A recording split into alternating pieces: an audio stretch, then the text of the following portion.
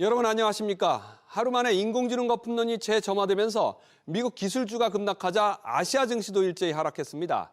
특히 어제 4천선을 회복했던 코스피는 하루 만에 3,800대로 수직 낙하했습니다. 코스피는 3주째 검은 금요일을 연출하고 있는데요.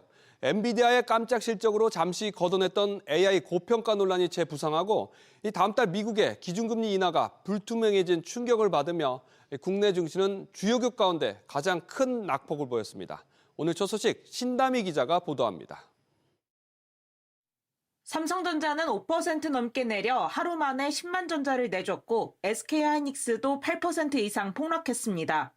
엔비디아의 사상 최대 실적에 반등했던 반도체와 장비주는 하루 전 상승분을 고스란히 내줬습니다. 자체적으로 보유한 현금을 가지고 할 수 있느냐. 근데 이제 그게 아니다라고 하는 걸 확인시켜 준 게 9월 이후부터거든요. 외부 자금 조달이 상당히 커졌죠. 이걸 완벽하게 불식시켜 주기 위해서는 투자한 대비 뭔가 가시 성과들이 눈에 보여야 된다라고 하는 거죠. 외국인이 2조 8천억 원 이상 매도 폭탄을 던지며 코스피는 3.78% 급락해 3,850선까지 내려앉았습니다. 미국 노동지표가 상반된 신호를 보여 기준금리 인하 기대감을 되살리지 못했습니다. 지난 9월 미국의 실업률은 4.4%로 전문가 예상치보다 높았지만 동시에 비농업 일자리도 11만 9천 명 증가해 전망치인 5만 명을 큰 폭으로 웃돌았습니다.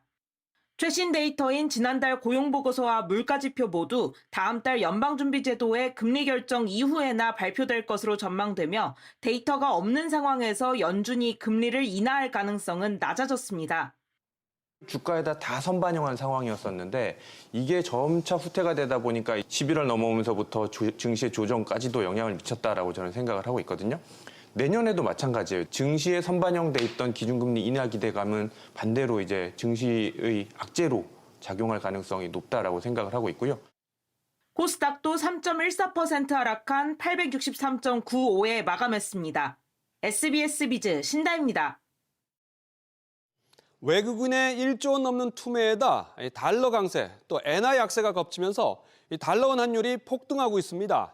달러원 환율은 이 관세 전쟁이 불붙은 지난 4월 9일 이후 7개월 만에 최고치를 기록했는데요. 장중에 1,476원도 터치했습니다. 취재 기자 연결해 보겠습니다. 오서영 기자. 네, 오서영입니다. 환율이 이번 주 주간 거래를 최고치로 마감했죠. 네, 그렇습니다. 달러원 환율은 1,475원 60전에 주간 거래를 마감하며 7개월 만에 최고치를 기록했습니다. 어제보다 7원 70전이나 오른 수치인데요. 환율은 4원 50전 오른 1,472원대로 출발했다가 오후 1시쯤 상승폭을 줄이며 1,469원까지 밀렸습니다. 그런데 마감 직전 상승폭을 키우면서 지난 13일 장중 고가인 1,475원 40전을 넘어 1,476원까지 터치했습니다. 장중 최고가와 종가 기준 모두 올 초 미국 트럼프 행정부의 관세 인상 이슈가 불거지며 1,480원을 넘어섰던 지난 4월 9일 이후 최고 수준입니다. 이대로라면 올해 연평균 환율이 1,400원을 넘어설 전망이라고 하는데 한동안 안정돼 가던 달러원 환율 왜 이렇게 오르는 겁니까? 네, 현재 AI 거품론이 미국뿐 아니라 우리 증시까지 덮치면서 외국인 투자자들이 국내 주식을 매도하는 상황이 미치는 영향이 큽니다. 외국인이 한국 주식을 팔면 원화를 결국 달러로 바꾸게 되는데요. 달러 가치가 오르기 때문에 그만큼 환율이 뛰는 겁니다. 여기에다 달러는 강세를 보이지만 엔화는 계속해서 약세를 보이고 있는데요. 주요 6개국 통화 대비 달러 가치를 나타내는 달러 인덱스는 100.081 수준으로 현재 사흘째 100선을 웃돌고 있습니다. 반면 달러 엔 환율은 157엔으로 높은 수준인데요. 원화를 비롯해 엔화도 약세인 상황입니다. 강달러의 엔화까지 힘을 못 쓰면서 달러 매수 수요만 높아지는 상황인데요. 이 역시 달러원 환율을 올리는 압력이 돼 추가 환율 상승에 대한 우려가 커지고 있습니다. SBS 비즈 오서영입니다. 이처럼 달러원 환율이 급등하면서 가뜩이나 업황이 안 좋은 면세업계는 직격탄을 맞았습니다. 면세점의 일부 제품은 백화점보다도 비싼 가격 역전 현상도 발생할 정도입니다. 수입 원재료 비중이 작지 않은 식품과 이 화장품 업계도 비용 부담이 커지면서 울상입니다. 최윤아 기자. 네, 최윤아입니다. 현재 면세점 상황이 어떻길래 백화점보다도 비싼 거죠? 면세 상품은 달러를 기준으로 판매 가격이 책정되는 만큼 환율에 직접적 영향을 받습니다. 환율이 오르면 상품 가격이 오를 수밖에 없는 겁니다. 이 때문에 업계에선 일부 면세점 제품은 시중 백화점보다 비싸졌다는 얘기도 나오고 있습니다. 가뜩이나 면세업계는 코로나 때부터 업황이 고꾸라지면서 점포 축소와 희망퇴직 등 비상경영을 이어가고 있는데요. 최근 신라와 신세계 면세점은 인천공항에 수천억 위약금을 물더라도 공항 일부 매장을 닫기로 했습니다. 식품과 화장품 업계도 이 직접적인 환율 타격 영향권에 들고 있다고요? 네, 통상 가공식품 제조에 있어 수입 원재료 비중은 70%에 달합니다. 주재료인 밀가루나 대두, 옥수수 등을 수입에 의존하고 있기 때문입니다. 롯데웰푸드의 경우 환율이 10% 오르면 세전 손익이 35억 원 감소한다고 밝혔고 CJ제일제당도 세후 이익이 13억 원 줄어든다고 보고 있습니다. 스타벅스의 경우는 3분기 영업이익이 10% 가까이 줄었는데요. 수입 커피 원두 가격 상승에 고환율이 겹친 탓입니다. 화장품 업계도 마찬가지인데요. 업계는 구매처 다변화와 아예 해외 현지 사업을 확대하는 방안을 검토하고 있습니다. K푸드와 K뷰티 인기로 상승 가도를 달리고 있던 업계로선 환율이라는 암초를 만난 셈입니다. SBS 비즈 최윤아입니다. 고환율은 항공사 실적에도 부정적 영향을 미치고 있습니다. 주요 비용이 달러로 결제되는 만큼 환율이 오르면 항공사 수익성 악화에 직격탄이 되기 때문입니다. 대한항공도 지난 3분기에 실적 쇼크를 피하지 못했는데 그래서 최근에 남다른 행보를 보이고 있습니다. 기존의 여객 화물 운송업이 아닌 신사업 협력과 투자를 늘리는가 하면 K방산에도 적극적으로 올라타는 모습입니다. 윤재 기자입니다. 대한항공이 군용기 성능 개량 사업에 뛰어들었습니다. 1조 9천억 원 규모로 진행되는 방위사업청의 전자전기 개발 사업자의 대한항공 LRG 넥스원 컨소시엄이 선정됐습니다. 전자전기는 공중전에서 적의 레이더와 통신망, 장비를 교란시켜 적의 눈을 가리는 역할을 수행합니다. LRG 넥스원이 장비를 개발하면 대한항공은 이를 항공기에 통합하는 방식입니다. 대한항공은 최근 2달 동안 방산 분야에서 연달아 사업 협력과 수주 성과를 얻어냈습니다. 글로벌 최대 방산 기업인 로키드 마틴과 미국 군용기 군수 지원 협력을 맺고 방사청의 무인 표적기 구성품 개발 사업자로 선정됐습니다. 전 세계적으로 항공사가 정비, 제작, 무인기 유행까지 여러 영역을 함께 수행하는 구조는 흔치 않아요. 이러한 기술적인 확장이 결국 우리나라 항공과 방산 생태계 전반에서 새로운 변화 요인으로 작용할 가능성이 있겠습니다. 대한항공의 신사업 확장은 녹록지 않은 여객 운송사업 환경에 대한 위기감 때문이라는 분석도 나옵니다. 항공업계는 엔데믹 이후 국내 항공사들의 공급 과잉과 항공료 인하 경쟁이 치열해지면서 수익성이 떨어졌고 대부분의 비용을 달러로 지급해야 하는 항공사들 입장에선 고환율이 손실로 이어졌습니다. 대한항공은 3분기 영업이익이 전년 동기 대비 39% 급감했고 통합을 진행하고 있는 아시아나항공은 영업손실 1,700억 원을 기록하며 적자 전환했습니다. 대한항공은 K방산 흥행을 발판 삼아 기존 여객사업 의존도를 낮추고 종합항공우주방산기업으로 탈바꿈하겠다는 청사진을 그리고 있습니다. SBS 비즈 인재입니다. 환율이 고공행진하면서 환차익을 노리는 환테크도 주목받고 있습니다. 달러 예금과 달러 보험의 수요가 몰리고 있고 트래블 카드 등을 활용한 생활형 환테크도 젊은 층을 중심으로 관심을 끌고 있습니다. 이어서 이정민 기자입니다. 원화를 달러로 환전해 넣을 수 있는 달러 예금 상품. 5대 은행의 달러 예금 잔액은 609억 달러, 한화 약 89조 6,300억 원에 달하면서 지난 10월 말과 비교해 24억 달러 불어났습니다. 최근 환율 변동성이 확대되고 있고 환율 상승에 대한 전망도 계속되는 상황입니다. 이러한 상황을 반영하여 달러를 원화로 환전하지 않고 보유하고 있는 경향이 증가하면서 금융권의 달러 예금 증가로 이어지고 있습니다. 통상적인 범위에서 생기는 환차익에는 세금이 붙지 않고 환전 수수료 우대나 1달러 수준 소액부터 할 수 있다는 장점에 투자자가 늘고 있습니다. 달러로 보험료를 내고 보험금을 받는 달러 보험도 수요가 늘었습니다. 5대 은행의 달러 보험 상품 누적 판매액은 1조 4,700억 원을 넘겨 지난해 연간 판매액보다 50% 넘게 늘었습니다. 환차익에 더해 일부 상품은 10년 이상 유지하면 비과세 혜택이 있어 가입이 늘었습니다. 이외에도 여행용으로 쓰이는 트래블 카드에 환전해 두고 직구나 해외 구독료 결제 시 돈을 아끼는 실생활형 환테크와 환전이나 계좌 이동이 필요 없는 달러 ETF, 채권 등 증권형 상품도 투자가 늘고 있습니다. 환율이 결국 올라야 차익이 발생하는 부분들이고요. 언제 시점에 들어가시느냐에 따라서 좀 상황은 좀 다를 수 있는 부분들이 있겠죠. 단기적으로 이익 자체는 그렇게 커 보이지는 않고요. 중장기적으로 달러 자산을 갖고 있고 싶다라고 하시는 분이 있어요. 다만 상품별로 환차손을 보거나 배당소득세 등 비용이 발생할 수 있어 주의가 필요합니다. SBS 비즈 이정민입니다. 계속해서 다음 소식 전해드리겠습니다. 연말을 앞두고 대출 절벽이 현실화되면서 실수요자들 시름이 깊어지고 있습니다. 은행들의 연간 대출 한도가 차기 시작하면서 이번 주에만 2곳의 대형은행이 주택대출 접수 중단을 결정했습니다. 나머지 은행들의 중단도 시간 문제라는 관측이 나옵니다. 최나리 기자. 네, 최나리입니다. 하나은행에 이어서 KB국민은행도 대출 중단 행렬에 합류했군요. 네, KB국민은행은 올해 실행 예정인 주택구입 자금용 주택담보대출 신규 접수를 제한하기로 했습니다. 당장 내일부터는 비대면 채널이 막힙니다. 대면 창구 접수도 다음 주 첫 영업일부터 불가능합니다. 다른 은행에서 국민은행으로 갈아타는 타행 대환 대출과 대표적인 비대면 신용대출 상품도 내일부터 중단됩니다. 다만 생활안정자금 목적의 주택담보대출과 전세자금 대출 연내 실행 예정권은 대출 신청이 가능합니다.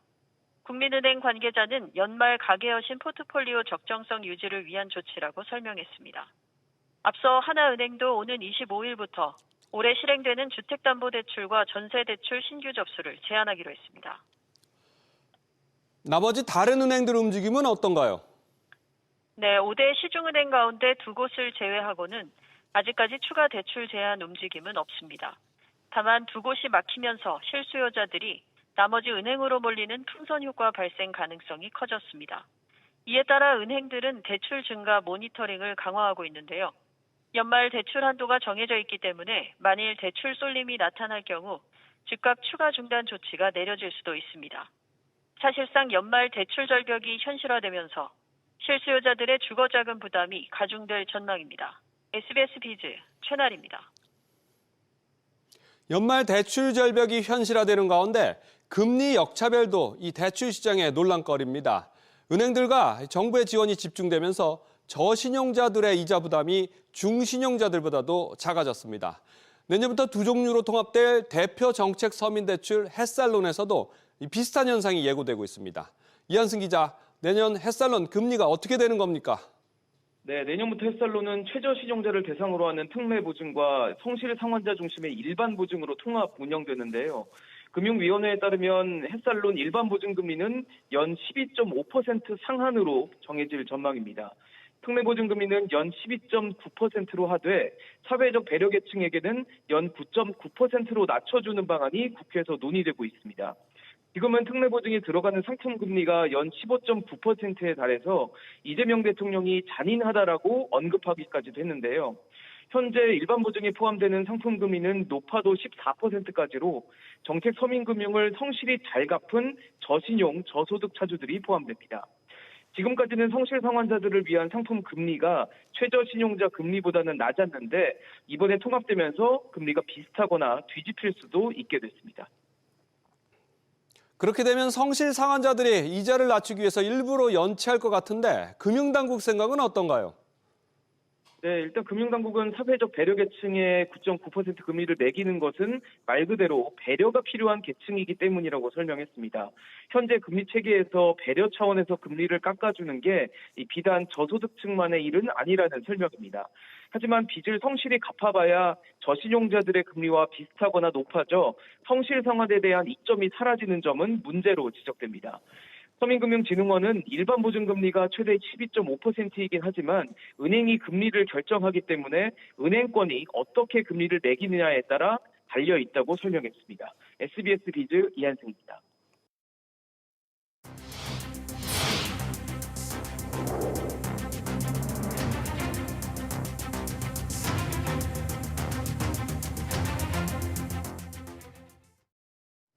부쩍 추워진 날씨만큼 연말도 성큼 다가왔습니다. 이맘때가 되면 13월의 보너스라 불리는 연말정산에 대한 관심이 커집니다. 얼마나 돌려받을 수 있을지 아니면 더 내야 하는 건 아닌지를 두고 고민이 깊으실 텐데 어떻게 하면 조금이나마 더 돌려받을 수 있을지 신성우 기자가 전해드립니다.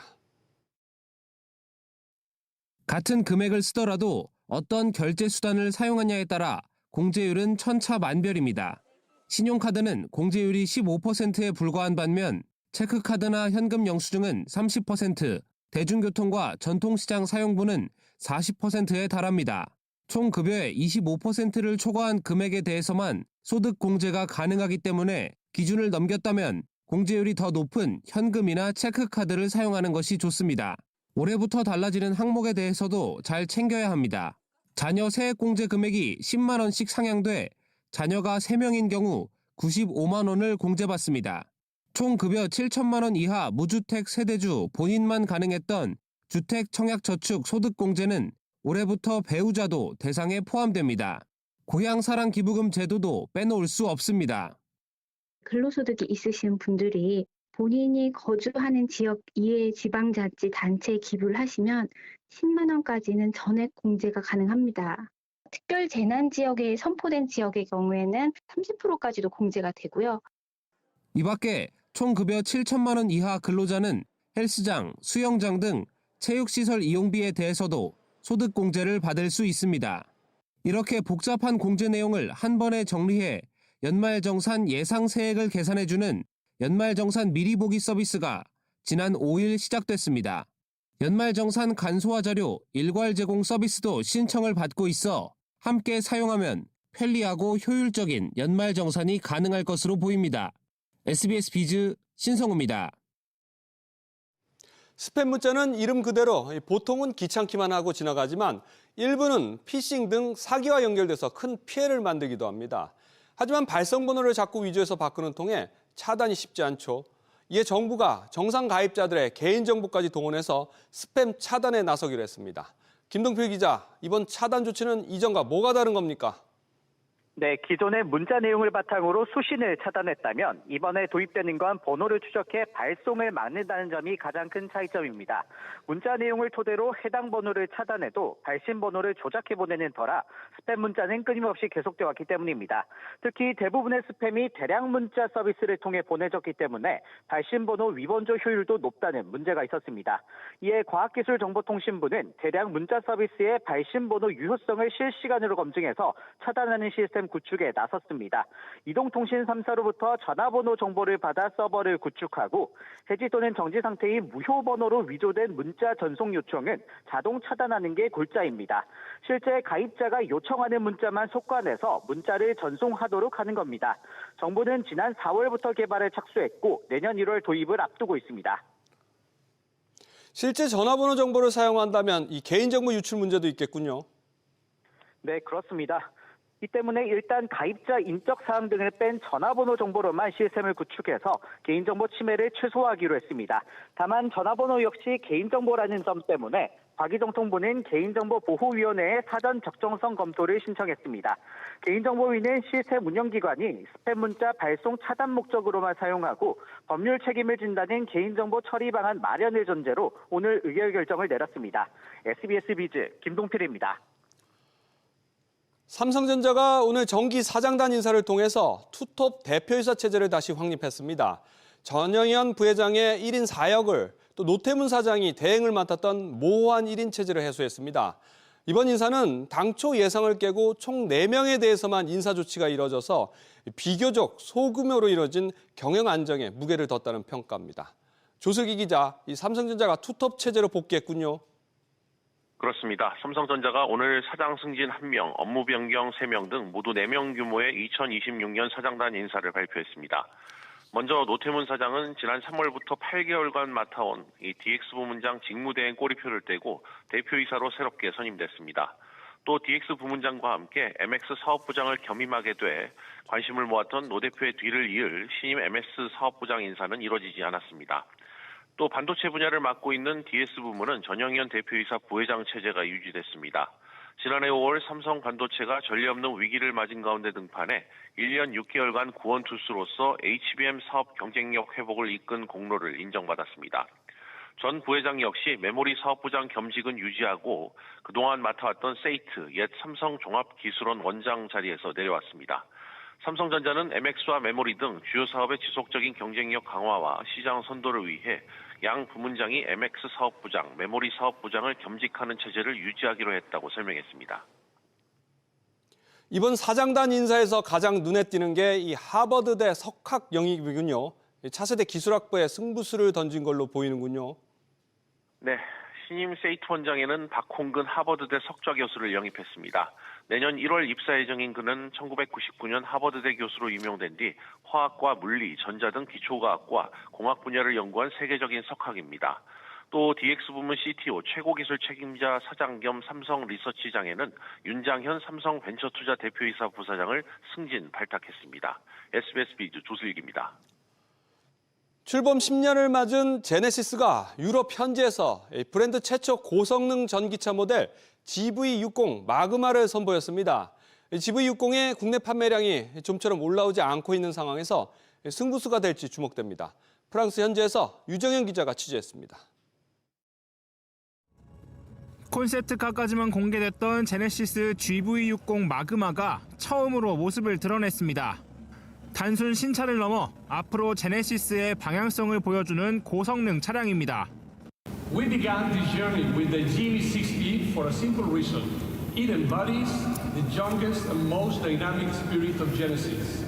Over the next decade, every Genesis nameplate will have a Magma superhero variant. GV60 마그마는 전후륜 모터를 합쳐 최고 609마력의 출력이 가능합니다. 정지 상태에서 시속 200km까지 올리는 데에는 단 10.9초가 소요됩니다. 또 기존 GV60보다 낮고 넓게 디자인됐는데 앞으로 출시될 제네시스 모델도 비슷한 디자인이 기반이 될 전망입니다. GV60은 제네시스 입장에선 그간 아픈 손가락이었습니다. 제네시스 SUV 라인업인 GV 시리즈 가운데 국내 판매량이 가장 저조하기 때문입니다.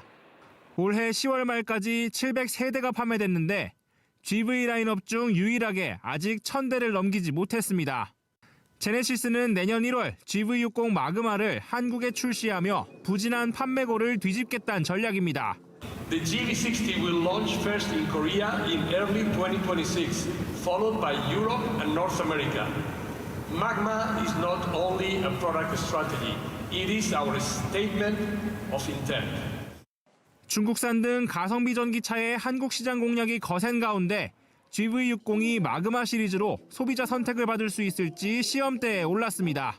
SBS 비즈 유정현입니다. 정부가 백지화 위기에 놓였던 가덕도 신공항 건설 사업을 재개하기 위해서 공사 기간을 2년 가까이 늘리기로 했습니다. 앞서 수의계약 시공사인 현대건설이 공기 연장을 요구했었지만 정부가 받아들이지 않아 사업을 포기한 바 있습니다. 정부의 공기 연장에 이 건설업계 분위기도 달라졌습니다. 최지수 기자. 네, 최지수입니다. 그러면 공사 기간이 얼마나 늘어나게 되는 겁니까? 네, 정부는 가덕도 신공항 부지 조성 공사 기간을 기존보다 22개월 늘린 106개월로 연장한다고 밝혔습니다. 지난 5월 수의계약 대상자인 현대건설 컨소시엄은 안전 확보를 이유로 정부가 제시한 기간보다 24개월 많은 108개월을 요구해 왔는데요. 수용되지 않자 사업을 포기한 바 있습니다. 사업이 좌초위기에 놓이자 국토부는 그간 공사 기간에 대한 전문가 자문을 받아왔습니다. 안정성 확보를 위해선 연약 집안 안정화를 확인하는 기간을 충분히 가질 필요가 있다는 전문가들 의견을 받아들이기로 했습니다. 현대건설과 소모적인 논쟁이 있었던 만큼 정부 측은 누가 맞고 틀리고의 문제로 보기보다는 계측의 차이로 이해해달라고 설명했습니다. 또 공사 지연에 따른 공사비는 기존보다 2천억 원 늘린 10조 7천억 원으로 인상했습니다. 이렇게 되면 개항은 6년이나 늦어지게 됐군요. 네, 정부는 연내 입찰 공고를 내고 내년 하반기에 우선 시공분 착공에 들어갑니다. 2035년에 개항한다는 계획으로 기존보다 6년 늦어지게 됐습니다. 건설사들의 입찰 참여 여부가 중요한 쟁점인데요. 기존 컨소시엄에서 현대건설과 포스코 ENC가 빠지면서 남아있던 대우건설이 새 주관사로 떠올랐는데 실제 해상 공사 경험이 풍부한 만큼 대우건설을 중심으로 한 새 판짜기가 시작될 것으로 보입니다. 대우건설은 입찰 공고가 나온 뒤 입찰을 검토하겠다고 밝혔고 롯데건설과 한화건설도 긍정적으로 검토하겠다는 입장입니다. 한편 부산시는 정부의 공기 연장에 대해 자기 모순에 빠진 결정이라며 최대한 신속하게 추진해 조속한 시일 내에 착공하라고 밝혔습니다. SBS 비즈 최지수입니다. 국내외적으로 급성장하고 있는 비만 치료제 시장이 주사에서 먹는 형태로 세대 교체가 이루어지고 있습니다. 기존 비만약 시장의 강자인 노보노디스크와 일라이릴리뿐만 아니라 국내 제약사들도 이 먹는 비만약 개발에 속속 뛰어들고 있습니다. 이정민 기자가 취재했습니다. 현재 국내외에서 처방되는 비만약들은 모두 주사형입니다. 환자 스스로 주기적으로 복부에 바늘을 찔러 넣어야 하는 만큼 거부감이 작지 않습니다. 제약사들이 간편하게 먹기만 하면 되는 비만약 개발에 나서는 이유입니다. 스스로 이렇게 주사를 놔야 되니까 어디에 놓든 간에 조금 무섭기는 하더라고요. 편할 것 같기는 해요. 영양제 먹듯이 그냥 아침에 일어나서 먹어도 되는 거니까. 주사까지 한다고 하면 좀 번거로울 수 있을 것 같긴 한데 알약이면 일단 접근하기도 쉬워 보이고. 위고비의 노보노디스크와 마운자로의 일라이릴리 모두 먹는 비만약 허가 절차에 들어선 만큼 미국에선 이르면 내년부터 먹는 비만약이 쓰일 전망입니다. 국내 제약사 가운데는 일동제약이 가장 앞서 나가고 있습니다. 일동의 알약 비만약 후보 물질은 임상 1상에서 10% 가까운 체중 감소 효과를 냈습니다. 동아소시오홀딩스 계열사인 메타비아도 1상에서 6% 수준 효과를 보였습니다. 종근당과 셀트리온도 먹는 비만약 개발에 합류했습니다. 4종 작용하는 제품을 물질을 3개 물질을 이제 개발을 올 연말이면 종료합니다. 내년이면 허가를 위한 전임상을 가겠죠. 글로벌 시장에서도 이제 막 도전하고 있는 거 보면 어쩌면 만만한 건 아니거든요. 정부에서 좀 도와줘야 될 것 같고 인허가 같은 경우도 식약처에서 좀 더 빨리 좀 진행을 하면 좋을 것 같고. 한미약품은 체중 감량과 함께 근육을 증가시키는 신약을 개발 중으로 비만약 시장의 차별화 경쟁이 치열해질 전망입니다. SBS 비즈 이정민입니다.